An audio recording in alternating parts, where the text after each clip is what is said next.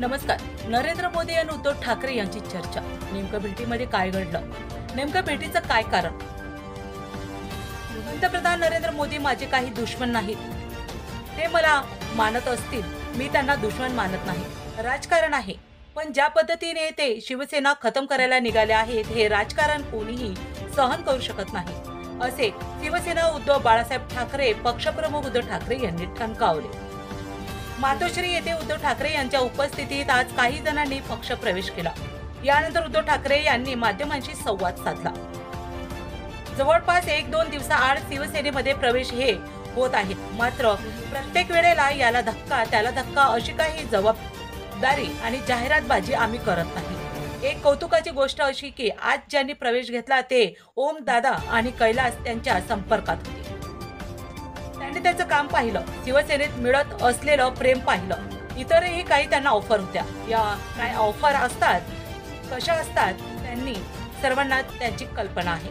पण त्या सगळ्या अमिषाला पाठ दाखवून शिवसेनेकडे ते आज आलेले आहेत आणि साहजिकच आहे, रोज लोक येतात जातात, शिवसेनेची ताकद वाढवत आहे, असे उद्धव ठाकरे म्हणाले.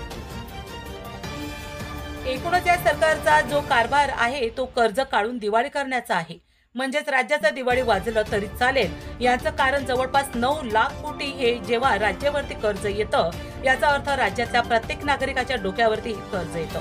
हे कसं फेडणार, कोण फेडणार, कधी फेडणार आणि कर्जातून बाहेर पडल्यानंतर आपली प्रगती कधी होणार?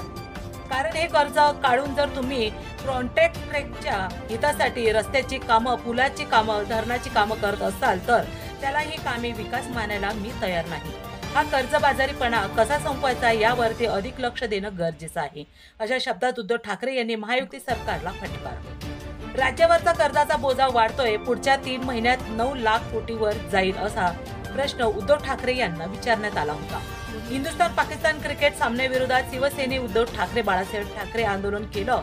पण आता असं म्हटलं जातंय की BCCIचा ही मॅच खेळण्यासाठी खेळाडूंवर दबाव होता, असा प्रश्न यावेळी विचारण्यात आला. सुनील गावस्करही असंच बोलले आणि एकूण भारतीय जनता पक्ष म्हणजेच बोगस जनता पार्टी यांचं देशभक्तीचं ढोंग उघड पडलं.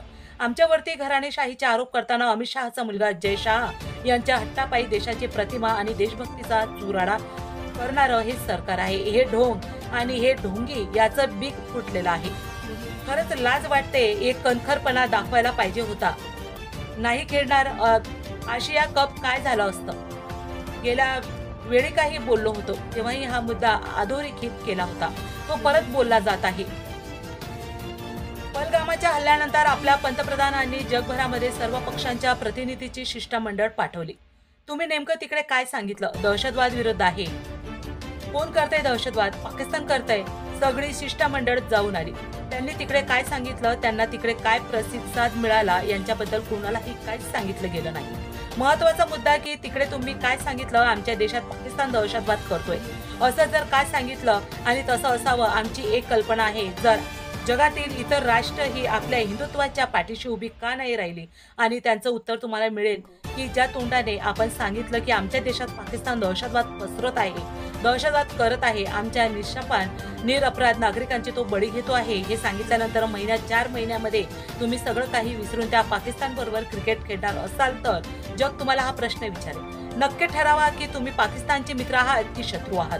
आणि जर का शत्रू असाल तर सगळे संबंध तोडा आणि मग आम्ही तुमच्या मागे उभं राहतो. नाहीतर आम्ही पाकिस्तानच्या विरुद्ध उभं राहायचं आणि तुमच्या पाकिस्तानाकडे जाऊन केक खाऊन यायचा. ही परराष्ट्र नीती ही देशाला तारक आहे असं काही वाटत नाही, देशासाठी घातक आहे असा इशारा उद्धव ठाकरे यांनी दिला. शिवसेनेचे आंदोलन देशभक्तासाठी असतं, देश ढोंगासाठी नसतं. राज्यात गेल्या काही दिवसापासून पाऊस पडतोय, शेतीचं नुकसान झालं आहे, अनेक शेतकऱ्यांची शेती उद्ध्वस्त झाली आहे. तरी देखील सरकार अजूनही शेतकऱ्यांकडे प्रश्नांकडे त्यांच्या दुर्लक्ष करत आहे. हा अतिशय महत्वाचा विषय आहे. अतिवृष्टी होते, ढगफुटी होते, पंचनामे सुरू झालेले असतील, पंचनामे करणार आणि मग मोजके पैसे शेतकऱ्यांना वाटून हे मोकळे होणार.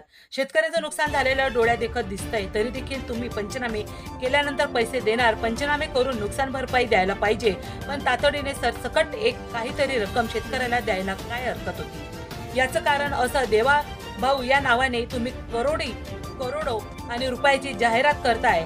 त्याचा पंचनामा कोण करणार? ही पैसे आले कुठून? हा जनतेचाच पैसा आहे असं उद्धवजी ठाकरे म्हणाले.